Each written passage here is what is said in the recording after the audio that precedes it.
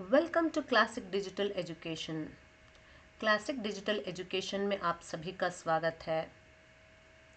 Dear students, Karnataka second year PUC, Karnataka department of school education second year PUC Hindi subject mid term examination recent किसी जिला में हुआ है और उस क्वेश्चन पेपर के बारे में अब हम चर्चा करने जा रहे हैं। डियर फ्रेंड्स, डियर व्यूवर्स, अभी तक मेरा चैनल सब्सक्राइब नहीं किए हैं तो प्लीज़ सब्सक्राइब कीजिए, लाइक कीजिए, कमेंट्स ज़रूर कीजिए, शेयर भी अपने दोस्तों के साथ कीजिए, बेल आइकन दबाना भूलिए मत, क्योंकि नए नोटिफिकेशन अपने आप तक पहुंच जाएगी। डियर फ्रेंड्स, अभी तक आप सभी ने यानी मिड टर्म एग्जामिनेशन के लिए जो जो तैयारी कर चुके हैं, उसके बावजूद भी यहाँ थोड़ा जो पैटर्न किसी किसी कॉलेजेस में अभी तक नहीं हुआ है, अपडेटेड वर्जन है। 80 मार्क्स क्वेश्चन पेपर है mid term examination first time, यानी लास्ट ईयर 100 मार्क्स का ही था, लेकिन ब्लूप्रिंट के अनुसार कैसे थे कि जैसे एमसीक्यूज एडिशनली ऐड कर चुके थे, ग्रामर में थोड़ा सा चेंजेस कर चुके थे, इस तरह क्वेश्चन पेपर में बदलाव लाया था लास्ट ईयर। सो इस साल भी इसी तरह अपडेटेड वर्जन है, थोड़ा चेंजेस किया गया है क्योंकि 20 मार्क्स इंटरनल मार्क्स रहेगा और 80 मार्क्स के लिए आप एग्ज़ाम लिखेंगे। Department of school education second year PUC mid term examination ಅಕ್ಟೋಬರಲ್ಲಿ ನಡೆದಿರೋಂಥ ಒಂದು ಪೇಪರ್ ಇದು. ಕರ್ನಾಟಕ ಸ್ಟೇಟ್ ಬೋರ್ಡ್ ಯಾವುದೋ ಒಂದು ಜಿಲ್ಲೆಯಲ್ಲಿ ಆಗಿರುವಂಥ ಪೇಪರು. ಇದ್ರ ಬಗ್ಗೆ ಡಿಸ್ಕಷನ್ ನಡೀತಾ ಇದೆ. ಡಿಯರ್ ಸ್ಟೂಡೆಂಟ್ಸ್, ನೀವು ಇಲ್ಲಿವರೆಗೂ ಎಲ್ಲ ಲೆಸನ್ಸ್ದು ಯಾವ್ಯಾವುದು ಪೋರ್ಷನ್ ಆಗಿದೆ ಅವುಗಳನ್ನು ಅಭ್ಯಾಸ ಮಾಡಿದ್ದೀರಾ ಅಂದ್ಕೊಂಡು ಇದನ್ನು ಶುರು ಮಾಡ್ತಾ ಇದ್ದೀವಿ. ನೋಡಿ, ಕ್ವೆಶನ್ ಪೇಪರಲ್ಲಿ 80 ಮಾರ್ಕ್ಸ್ ಕ್ವೆಶನ್ ಪೇಪರು, ಯಾಕೆಂದರೆ ಫಸ್ಟ್ ಟೈಮ್ ನೀವು ಬರಿತಾ ಇದ್ದೀರಾ. ನಂಬರ್ ಆಫ್ ಕ್ವಶನ್ಸು 36 ಇರುತ್ತೆ. 3 hours 15 minutes, ಅದರಲ್ಲೇನು ಬದಲಾವಣೆ ಇಲ್ಲ. According to the blueprint 80 ಮಾರ್ಕ್ಸ್ದು ಕ್ವಶನ್ ಪೇಪರ್ ಇದು. ಇದರಲ್ಲಿ MCQಸು ಇರುತ್ತೆ, ಗ್ರಾಮರ್ ಪೋರ್ಷನ್ ಇರುತ್ತೆ. ಆರಾಮಾಗಿ ಎಲ್ಲ ಸ್ಟೂಡೆಂಟ್ಸ್ಗಳು ಪಾಸ್ ಆಗ್ಬೋದು. ಕೋಡ್ ಬಂದು subject code 03, Hindi subject code है 03. आप लोगों को सूचना दिया गया है सभी प्रश्नों के उत्तर हिंदी भाषा तथा देवनागरी लिपि में लिखना आवश्यक है. प्रश्नों की क्रम संख्या लिखना अनिवार्य है. इस तरह दिया गया है, आपको उसके अनुसार लिखना चाहिए, क्योंकि फर्स्ट में आप लिखना शुरू करेंगे तो अ आ ई तक कंटिन्यूस आपको एग्ज़ाम में लिखना है. और मेरे अनुसार आप लोगों को क्या करना चाहिए, सिर्फ 1 मार्क्स क्वेश्चंस और ग्रामर पोर्शन में 1 मार्क्स क्वेश्चंस का डायरेक्ट आंसर्स आप आराम से शुरू कर सकते हैं, वहीं से आप पूरा अंक प्राप्त कर सकते हैं. इसलिए मेरे अनुसार आप फर्स्ट मेन आ ई तक कंप्लीट करके लॉन्ग आंसर्स और शॉर्ट आंसर्स बाद में लिखिए और उसके बाद सीधा ग्रामर पोर्शन में चले जाइए. और प्रश्नों की क्रम संख्या लिखना अनिवार्य है, क्योंकि वेरी इंपॉर्टेंट है. क्वेश्चन पेपर में ऐसा दिया है, first main first question, Roman number, English number, इस तरह दिया है. इसलिए ज़्यादा ध्यान देना चाहिए लिखते समय. सही सटीक नंबर्स और उसके अनुसार आपको लिखना चाहिए, सब हेडिंग के अनुसार. क्वेश्चन लिखने की कोई आवश्यकता नहीं है, सिर्फ उत्तर लिखेंगे. इसलिए आपको first main first question answer लिखना है. ठीक है, अभी शुरू करेंगे. देखिए,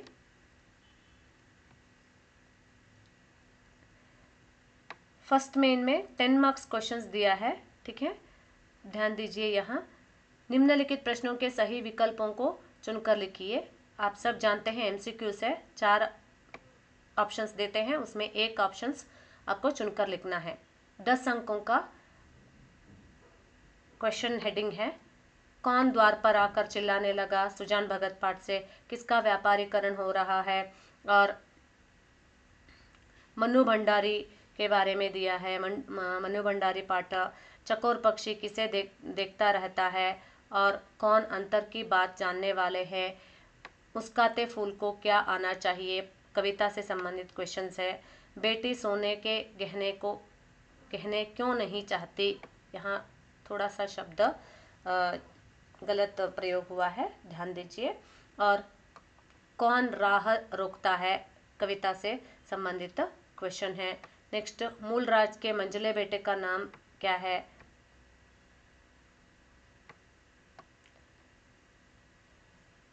करमचंद है। सूखी डाली की एकांकिकार का नाम क्या है? इस तरह आपको लिखना है, ठीक है। ऑप्शंस लिखना है, सही ऑप्शंस।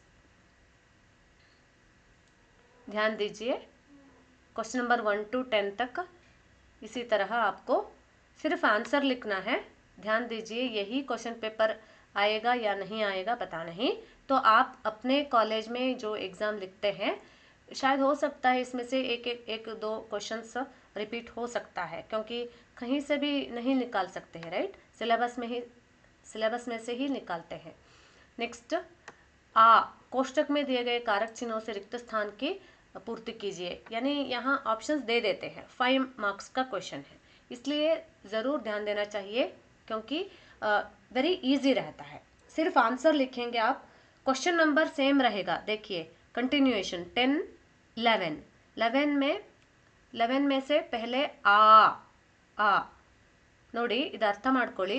ಫಸ್ಟ್ ಮೇನ್ ನೀವು ರೋಮನಲ್ಲಿ ಬರೆದಿದ್ದೀರಾ ಅದರಲ್ಲಿ 1 to 10 ತನಕ ಕ್ವೆಶ್ಚನ್ ಬರೆದು ಅದರಲ್ಲಿ ನೀವು ಆಪ್ಷನ್ಸ್ ಬರೆದಿದ್ದೀರಾ। ನೆಕ್ಸ್ಟ್ 10 ಆದಮೇಲೆ 11 ಇದೆ, 11ಗಿಂತ ಮುಂಚೆ ಸಬ್ ಹೆಡ್ಡಿಂಗ್ ಇದೆ, ಮೇನ್ ಹೆಡ್ಡಿಂಗನ್ನು ಮೆನ್ಷನ್ ಮಾಡಿಬಿಟ್ಟು ಆಮೇಲೆ ಆನ್ಸರ್ ಮಾಡಿ ಟ್ರೈ ಮಾಡಿ। First, second, third, fourth, fifth question. So ಇದು ನಿಮಗೆ ಕ್ವೆಶ್ಚನ್ ಬುಕ್ಲೆಟಲ್ಲಿ, ಟೆಕ್ಸ್ಟ್ ಬುಕ್ಕಲ್ಲಿ ಏನಿದೆ ಅದೇ ಸಿಲೆಬಸ್ ಪ್ರಕಾರ ಫಾಲೋ ಮಾಡಿದ್ದಾರೆ। ವೆರಿ ಈಸಿ ಇದೆ। बिल्ली डैश सारा दूध पी लिया, स्त्री डैश सम्मान देना चाहिए, सड़क लोग जमा हैं, वह गाड़ी उतरा, नाव नदी डैश डूब गई। ನೀವು ಯಾವುದ್ಯಾವುದು ಕಾರಕ ಚಿಹ್ನದಲ್ಲಿ ನಿಮಗೆ ಪುಸ್ತಕದಲ್ಲಿ ಕೊಟ್ಟಿದ್ದಾರೆ ಅದನ್ನು ನೀವು ಫಾಲೋ ಮಾಡಬಹುದು ನೋಡಿ। ಇವಾಗ ನೆಕ್ಸ್ಟು ಇ, ಅದೇ ಮೇನಲ್ಲೇ फर्स्ट ಮೇನಲ್ಲೇ ई 12th question, match the following, निम्नलिखित मुहावरों को अर्थ के साथ जोड़कर लिखिए। ये भी ग्रामर पोर्शन में ही दिया गया है, उसी में से निकाल कर क्वेश्चन पेपर में दिया है, ठीक है। 5 ಮಾರ್ಕ್ಸ್ ಕ್ವೆಶ್ಚನ್ ನೋಡಿ, 5 ಮಾರ್ಕ್ಸ್ ಕ್ವೆಶ್ಚನ್ ಆರಾಮಾಗಿ ನೀವು ಇದಕ್ಕೆ ಉತ್ತರಗಳನ್ನು ಕಂಡುಹಿಡಿಯಬಹುದು। ಪೋಲ್ ಖುಲ್ನಾ, ತಾರ್ ದೇನಾ, ಆಗ್ ಉಗಲ್ನಾ, ಲೂ ಉತಾರ್ನಾ, ಕಂಚನ್ ಬರಸ್ನಾ, ಇದು ನಿಮ್ಮ ಟೆಕ್ಸ್ಟ್ ಬುಕ್ಕಿನ ಶಬ್ದಾರ್ಥ ಪೋರ್ಷನಲ್ಲೂ ಇದೆ, ಹಾಗೆಯೇ ಗ್ರಾಮರ್ ಬುಕ್ಕಿನ ವರ್ಕ್ ಬುಕ್ ಅಂತ ಏನು ಕನ್ಸಿಡರ್ ಮಾಡ್ತೀವಿ ವರ್ಕ್ ಬುಕ್ಕು, ಅದರಲ್ಲಿ ಕೂಡ ಇರೋವಂಥದ್ದನ್ನೇ ಇಲ್ಲಿ ಕೊಟ್ಟಿದ್ದಾರೆ। ಸರಿಯಾಗಿ ನೋಡಿಕೊಂಡು ನೀವು ಆನ್ಸರ್ ಬರಿಬೇಕು। ರಫ್ ನೋಟಲ್ಲಿ ಕೂತ್ಕೊಂಡು ಪ್ರಾಕ್ಟೀಸ್ ಮಾಡ್ಕೊಳ್ಳಿ। ಸೆಕೆಂಡ್ ಮೇನ್ ಅಟೆಂಡ್ ಮಾಡೋಕ್ಕಿಂತ ಮುಂಚಿತವಾಗಿ ನಾನು ಹೇಳ್ದಂಗೆ ವರ್ಕ್ ಏನು ಗ್ರಾಮರ್ ಪೋರ್ಷನನ್ನು ಕಂಪ್ಲೀಟ್ ಮಾಡ್ಬೋದು ನೀವು। ಅದಕ್ಕೆ ನೀವು ಸೆಕೆಂಡ್ ಮೇನನ್ನು ಅಟೆಂಡ್ ಮಾಡ್ದೇನೆ ಡೈರೆಕ್ಟಾಗಿ ಗ್ರಾಮರ್ ಮೇನಿಗೆ ಹೋಗಬೇಕಾಗತ್ತೆ, ಅದು ಈಸಿಯೆಸ್ಟ್ ವೇ, ಯಾಕೆಂದರೆ ನಿಮಗೆ ಆಮೇಲೆ ಲಾಂಗ್ ಆನ್ಸರ್ಸ್ ಬರೆಯುವಾಗ ಟೈಮ್ ಸಿಕ್ಕುತ್ತೆ। ನಾನು ಆಗಲೇ ಹೇಳ್ದಂಗೆ 5th ಮೇನಲ್ಲಿ ವಾಕ್ಯ ಶುದ್ಧ ಕೀಜಿಯೇ ಆ ಮೇನಿಗೆ ಬರ್ತಾ ಇದ್ದೀವಿ, ಅಲ್ಲಿಂದ ಗ್ರಾಮರ್ ಪೋರ್ಷನ್ ಸ್ಟಾರ್ಟ್ ಆಗುತ್ತೆ ನೋಡಿ। ಇಲ್ಲಿ 3 ಮಾರ್ಕ್ಸಿನ ಕ್ವೆಶ್ಚನನ್ನು ಹೇಗೆ ಕೊಟ್ಟಿದ್ದಾರೆ ಅಂದರೆ ಕ್ವೆಶ್ಚನ್ ನಂಬರ್ 30th ಅಲ್ಲೇ 3 ಸೆಂಟೆನ್ಸ್ ಇದೆ। ಸೊ ನೀವು ಏನು ವರಿ ಮಾಡೋ ಅವಶ್ಯಕತೆ ಇಲ್ಲ, ಇದಕ್ಕೋಸ್ಕರ ವಿಡಿಯೋ ಮಾಡಿದ್ದೀವಿ, ವಾಕ್ಯ ಶುದ್ಧ ಕೆಜಿ ಅನ್ನೋ ಒಂದು ವಿಡಿಯೋ ಮಾಡಿದ್ದೀವಿ ಸೆಕೆಂಡ್ ಇಯರ್ PUCಗೆ ಸಂಬಂಧಪಟ್ಟಿರೋ ಹಾಗೆ, ಅದನ್ನು ನೀವು ಫಾಲೋ ಮಾಡ್ಬೋದು। ಜೊತೆಗೆ ನಿಮ್ಮ ಗ್ರಾಮರ್ ವರ್ಕ್ ಬುಕ್ಕಲ್ಲಿ ಕೊಟ್ಟಿರೋ ಪ್ರಕಾರ 1 2 3 4 ಆ ಥರ ಇದೆಯಲ್ಲ, ಅದರಲ್ಲೇ ನಿಮಗೆ ಹಿಂಟು ಸಿಕ್ಕುತ್ತೆ। 3 ಸೆಂಟೆನ್ಸ್ನ ಸೇರಿ ಒಂದೇ ಕ್ವೆಶ್ಚನಲ್ಲಿ ಫ್ರೇಮ್ ಮಾಡಿದ್ದಾರೆ। ಸೊ ಈ ರೀತಿನೂ ಮಾಡ್ತಾರೆ, ಹಾಗೆಯೇ 30th ಕ್ವೆಶ್ಚನ್ ಅಂತ ಕೊಟ್ಬಿಟ್ಟು ಅದರಲ್ಲಿ ಸಬ್ ಹೆಡ್ಡಿಂಗು ಕ್ವೆಶ್ಚನ್ ನಂಬರ್ 1 2 3 ಅನ್ನೋ ರೀತಿಯಲ್ಲೂ ಕೊಡೋ ಚಾನ್ಸಸ್ ಇದೆ। ಸೊ ಇದೇ ಥರನೇ ಇರಬೇಕು ಅಂತ ಏನಿಲ್ಲ, ಈ ಥರ ಕೊಟ್ಟಿದ್ದಾರೆ ಈ ಸರ್ತಿ ಪ್ಯಾಟ್ರನಲ್ಲಿ ನೋಡಿ। ಒಂದು ಕ್ವೆಶ್ಚನ್ನು 3 ಮಾರ್ಕ್ಸಿಂದು, ಯಾಕೆಂದರೆ 3 ಸೆಂಟೆನ್ಸ್ ಇದೆ। ಫಾರ್ ಎಕ್ಸಾಂಪಲ್, मैंने जाकर माँ की चरण छुए, सो यहाँ माँ के चरण छुए, वह एक दिन मेरा पास आया था, यानी वह एक दिन मेरे पास आया था, उसे किसी की डर नहीं है, किसी का डर नहीं है, क्योंकि डर पुल्लिंग शब्द है, पुल्लिंग या स्त्रीलिंग से पहले वाला शब्द की होना चाहिए, पुल्लिंग से पहले वाला शब्द क्या है, का होना चाहिए, इसलिए इस तरह चेंजेस करना है। नेक्स्ट क्वेश्चन क्या है, आ। सी यहाँ आ मेन यानी 30th क्वेश्चन में 5th मेन 30th क्वेश्चन उसमें आ है और दीर्घ आ दिया है, ठीक है। निम्नलिखित वाक्यों को सूचनानुसार बदलिए, 2 मार्क्स क्वेश्चन है। वर्तमान काल भविष्य काल काल के बारे में भी वीडियो बनाया है, please subscribe my channel and उसके अनुसार आप फॉलो कीजिए, उसमें लिंक दिया गया है, उसके अनुसार फॉलो कीजिए। वर्तमान काल और भविष्य काल में बदलने के लिए 2 वाक्य दिए हैं। पहले आइडेंटिफिकेशन आना चाहिए, आइडेंटिफिकेशन यानी काल, क्वेश्चन किस काल में दिया गया है, इस तरह आपको पहले आइडेंटिफिकेशन आना है। नेक्स्ट क्या है, से फॉर एग्जाम्पल सेवा करने से चरित्र बनता था, यानी पास्ट टेंस भूतकाल है, तो वर्तमान काल में क्या कैसे बदलना है हूँ, इसमें बदलना चाहिए, राइट। यहाँ था के लिए है, सेवा करने से चरित्र बनता है। नेक्स्ट, उनका भाषण सुनते ही बधाई देता हूँ यानी अभी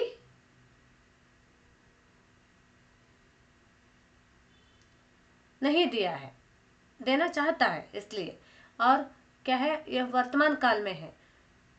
उनका भाषण सुनते ही बधाई दूंगा, क्योंकि उनका आप नहीं जानते हैं कि किस लिंग में है, आप लिखने वाले स्त्रीलिंग हो या पुल्लिंग हो कोई बात नहीं, आपको दूंगा इसमें ही लिखना चाहिए, ठीक है। नेक्स्ट, अन्य लिंग रूप लिखिए, 2 मार्क्स क्वेश्चन है। मोर मोर्नी, अध्यापक अध्यापिका, ಕ್ವಶನ್ ಸಬ್ ಹೆಡಿಂಗ್ ಇವುಗಳನ್ನು ಸರಿಯಾಗಿ ನೋಡಿಕೊಂಡು ಬರೀಬೇಕು ಡಿಯರ್ स्टूडेंट्स। नेक्स्ट क्वेश्चन है, नेक्स्ट अनेक शब्दों के लिए एक शब्द लिखिए, ಇದು ಕೂಡ 2 ಮಾರ್ಕ್ಸ್ ಇದೆ ನೋಡಿ ಡಿಯರ್ स्टूडेंट्स। जिसका रूप अच्छा ना हो, ಇವುಗಳೆಲ್ಲ ನಿಮ್ಮ ಗ್ರಾಮರ್ ವರ್ಕ್ ಬುಕ್ ಅಲ್ಲೇ ಎಲ್ಲ ಮಾಡಿಸಿರ್ತಾರೆ, ಹಾಗೆ ನಾವು ಕೂಡ ಅದಕ್ಕೆ ವಿಡಿಯೋಸ್ ಅನ್ನು ಮಾಡಿದ್ದೀವಿ, फॉलो ಮಾಡ್ಕೊಳ್ಳಿ, ओके। सदा सत्य बोलने वाला, जिसका रूप अच्छा ना हो कुरूप, यानी सदा सत्य बोलने वाला सत्यवान, ರೈಟ್।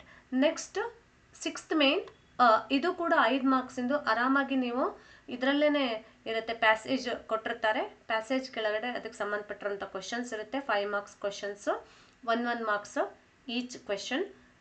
उसके अनुसार आपको, जैसे कि आपको अनुच्छेद पढ़ना है, पढ़ने के बाद उस पर आधारित अनेक प्रश्न देते हैं, 5 प्रश्न होते हैं और उसे लिखना चाहिए, उत्तर लिखना चाहिए, क्वेश्चन नंबर लिखकर प्रश्न की क्रम संख्या लिखना अनिवार्य है, ठीक है। नाउ इसके बाद आप लोगों को जो भी ग्रामर पोर्शन है 10 मार्क्स जो भी ग्रामर पोर्शन है उसे आपको फॉलो करना चाहिए। Next question and answers portions पर जाएंगे, ठीक है। इसी पेज में प्रीवियस यानी 5th मेन से पहले वाला क्वेश्चन क्या है, सी निम्नलिखित प्रश्नों के उत्तर लिखिए। 2 क्वेश्चंस आपको लिखना है, हाउ मेनी मार्क्स, 5 अंक, 5 अंकों का 2 क्वेश्चंस दिया गया है।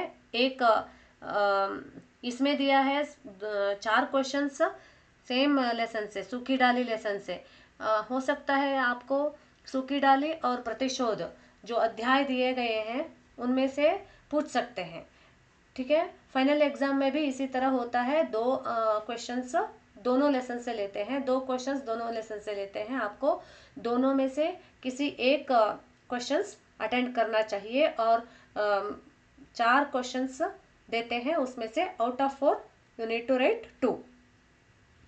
इंदु को अपनी भाभी बेला पर क्यों क्रोध आया, जैसे कि सारांश थोड़ा सा लिखना चाहिए, क्योंकि 5 मार्क्स क्वेश्चन है, कम से कम 3-4 पैराग्राफ में लिखना है, 75 to 100 वर्ड्स में लिखना है। और बेला ने सारा फर्नीचर और सामान कहाँ रख दिया और क्यों, इस तरह दिया है। दादाजी ने परेश को किस प्रकार मनाया, आपको पाठ में दिया गया है।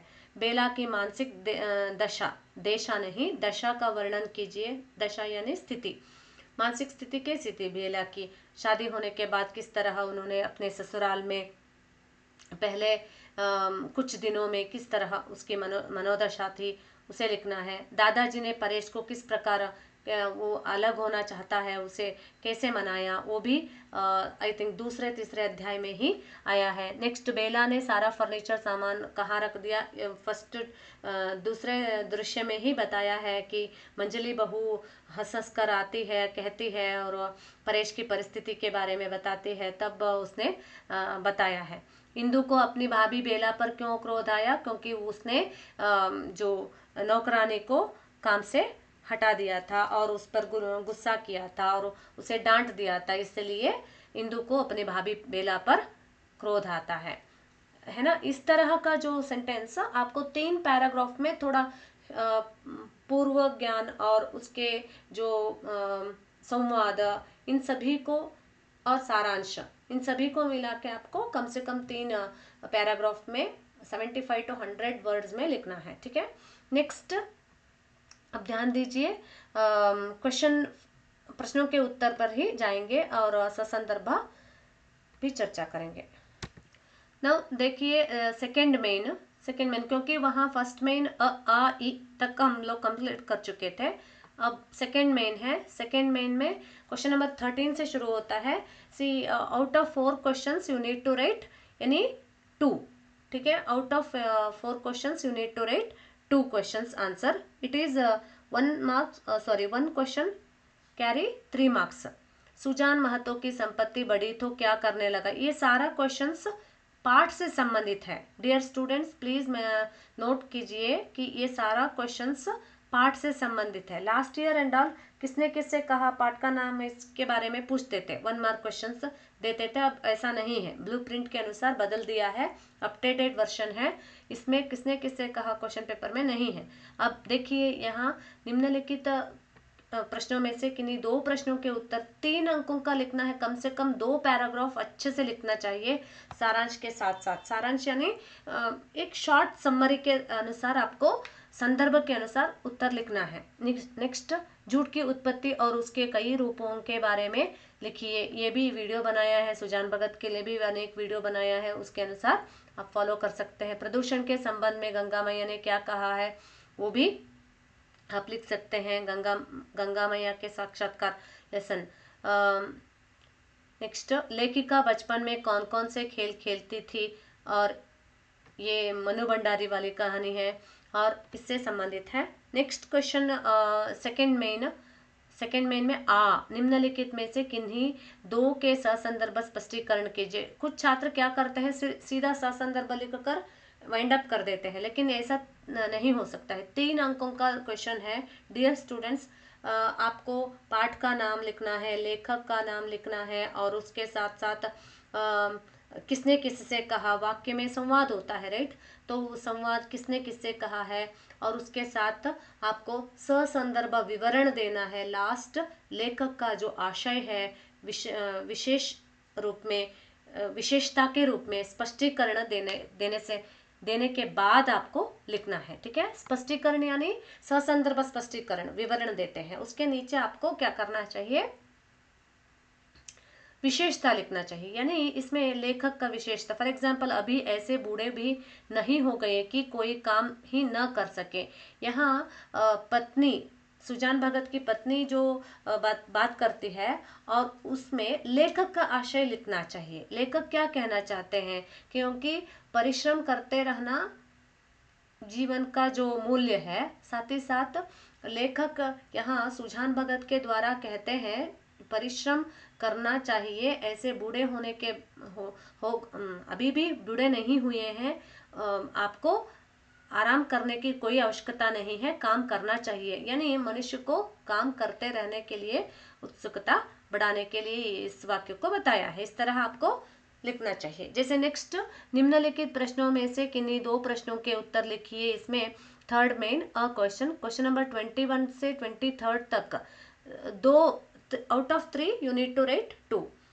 ससंदर्भ out of 4 you need to write 2, correct. Now 3 marks question ही है। ये क्या है, जो पद्य से संबंधित यानी मध्यकालीन और आधुनिक दोनों मिला के दिया है 3 क्वेश्चंस।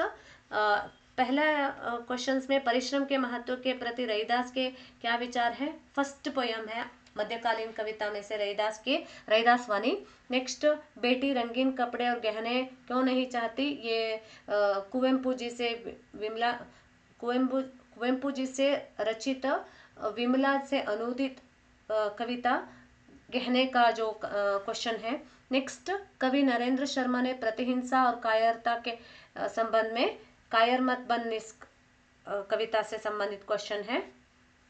3 अंकों वाला क्वेश्चन है, इसलिए कम से कम 3 पैराग्राफ नीटली भावार्थ के साथ आपको लिखना चाहिए। इस तरह आपको क्या करना चाहिए, आंसर्स लिखना है। नेक्स्ट, कविता से संबंधित ससंदर्भ भाव स्पष्टीकरण के लिए भी देंगे। देखिए 4 अंकों का होता है, यहाँ पाठ से 3 अंक, कविता से 4 अंकों वाला क्वेश्चंस रहता है। 2 क्वेश्चंस आपको लिखना है आउट ऑफ 4, यानी आधुनिक कविता में 2 देते हैं और मध्यकालीन कविता में 2 देते हैं। उनमें से आधुनिक में से 1 और मध्यकालीन में से 1 लिखना ही है।